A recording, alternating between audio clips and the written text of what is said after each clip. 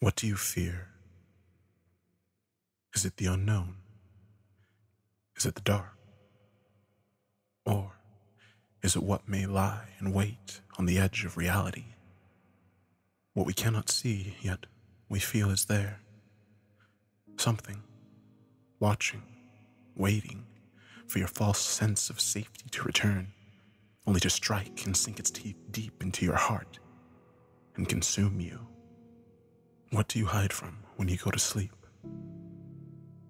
And what do you hide from when you wake up? What are you afraid of? Welcome to the void, where all the things you fear in the back of your mind take center stage.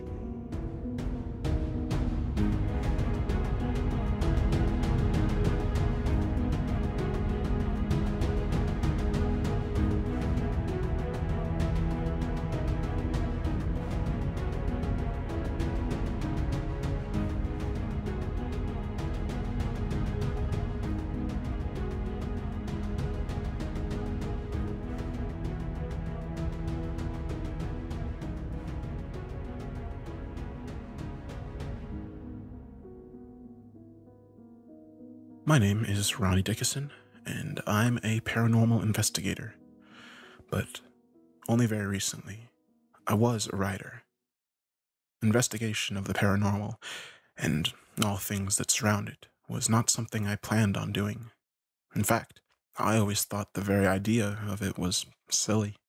The idea that something is out there in the darkness, waiting for us to turn out the lights so that it can stalk the night, was always a fear that I thought was simply childish over-imagination at play. Until this week.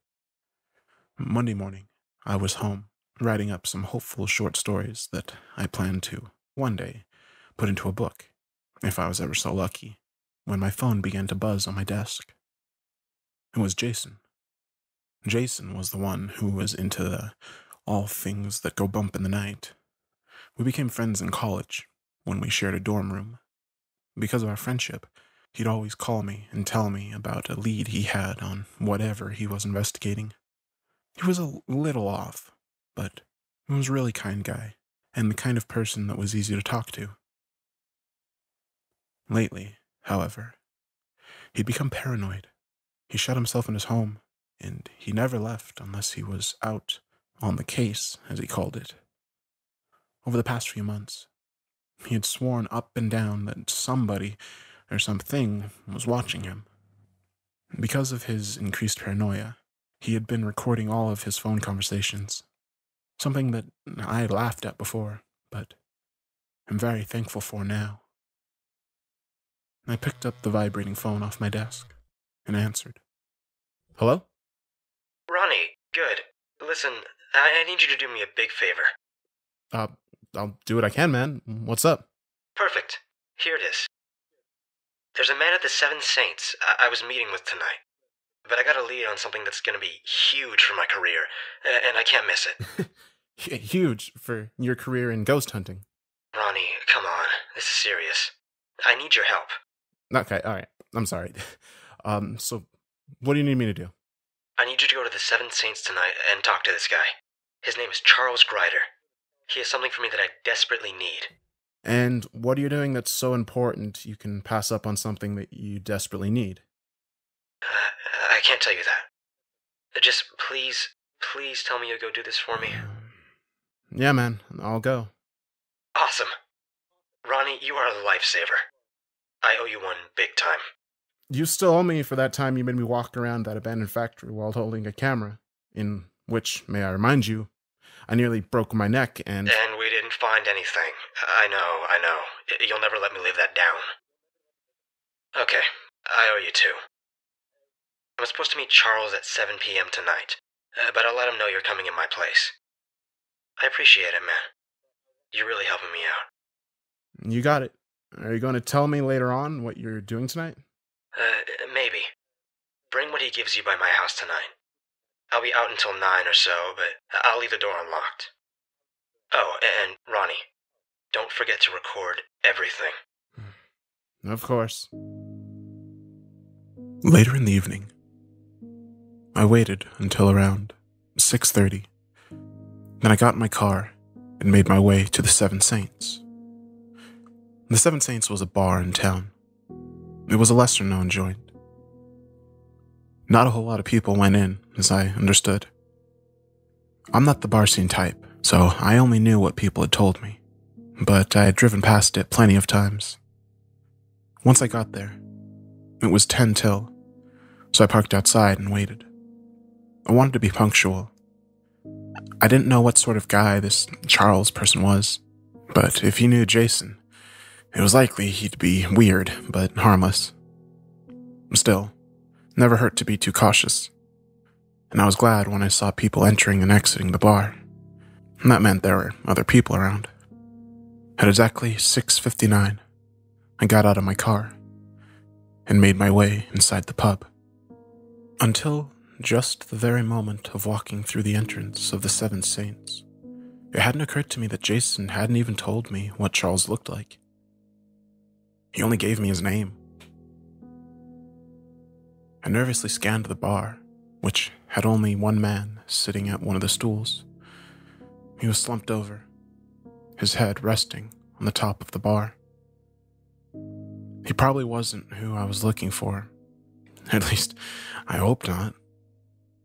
I scanned the rest of the pub, examining the mostly empty booths that lined the far wall. In one of the booths, a man was sitting alone with a glass of untouched amber fluid in front of him. He was thin and balding. He sported a pencil mustache. When I looked over in his direction, he made eye contact and waved me over. The man asked who I was, and I told him. When I did, he nodded for me to sit down opposite of him. He gave me a funny look when I did. When I asked what was wrong, he said he had agreed by Jason to be recorded. I cursed and said that I was sorry and pulled out my phone, finding the voice recording application and activating it. The following is mostly unedited conversation between Charles Grider and I. I've only censored what was necessary to protect the privacy of certain parties. Sorry about that. I'm not really the investigative type. I'm just helping Jason out with this. Clearly. Would you like me to state my name for the record? Yeah, that would probably be good, and maybe what exactly it is that you do? I'm sorry, you don't have to. Like I said, I'm kind of just helping. No, it's fine. My name is Dr. Charles Grider. I'm a theoretical physicist at University's Department of Physics. Oh, I see. I apologize. I didn't realize you were a doctor. Don't mention it. Do you mind having your name on record? Not at all. In fact, I've been interviewed by your partner before. Oh, we aren't partners. I'm just helping out. I'm a writer. I see. So, what is it that you had for Jason? Very recently, I received a letter from a colleague of mine, Dr. Gruber. Within the letter, he explained that he had been working in a government research facility. Where the facility was, he didn't mention.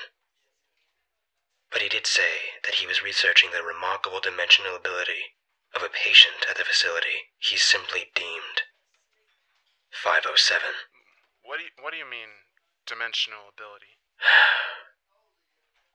Well, he explained that patient 507 somehow had the ability to sporadically displace himself and reappear in a completely separate part of the facility altogether. That's not possible, Doctor. That is exactly what I thought. But I was wrong. That USB drive arrived in the envelope along with the letter. The USB drive is blank, save for one file containing a video labeled 507. And you watched it? Naturally. So, what did you see? The video is security camera footage of a plain white room. In it, there is one desk, one chair, and one bed.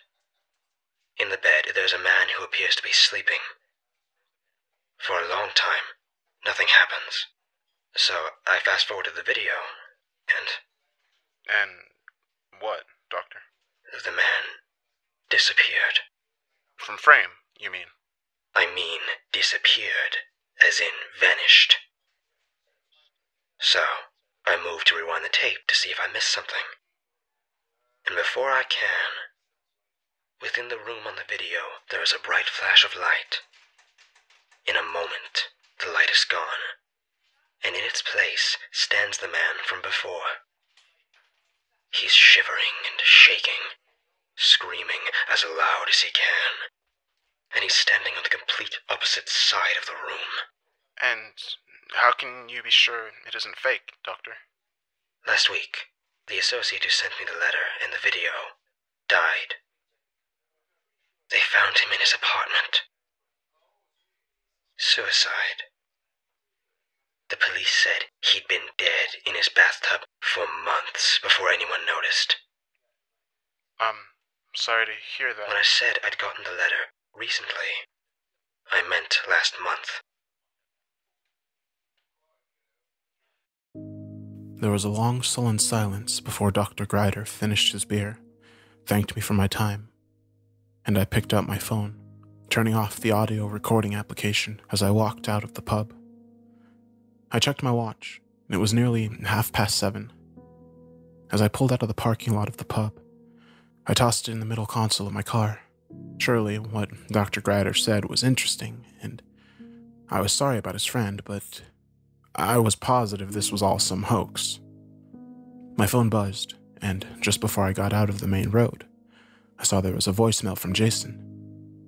The recording application must have automatically blocked his call and sent it to my voicemail. I let it play via Bluetooth through the car speakers. Ronnie, do not go in my house. I'm praying you get this before you leave the bar. I messed up big time, man. I stumbled on something big, and I got caught snooping around. I'm not coming back home. They'll be waiting on me. I gotta disappear for a while. Please, don't come looking for me. It's dangerous. The message ended abruptly, and on it, Jason seemed out of breath, as if he was running. I admit, I was creeped out.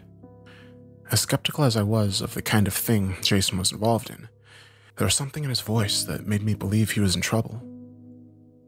I made my way home, and as I went, I tried to call Jason several times, and every time it went straight to voicemail. At home, I continued calling Jason, but it was no use. I sat down and tried to write, but I couldn't. I was too worried. I hated the feeling.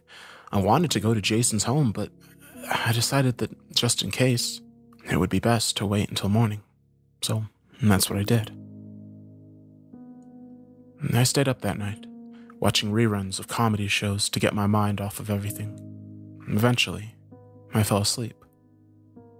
When I awoke, it was around 9 in the morning.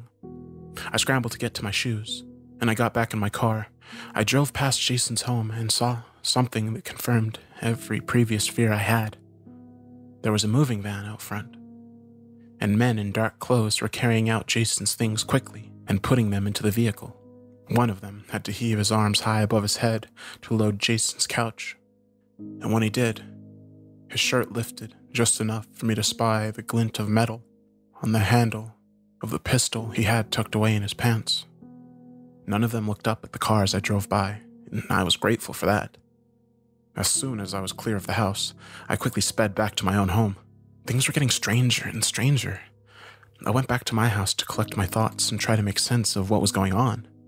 For days, I didn't go outside my house. I was scared. I became paranoid. I felt terrible for ever thinking ill of Jason for his old habits of keeping his doors and windows always locked. I didn't write. I hardly ate. I just existed. The entire time, I heard nothing from Jason.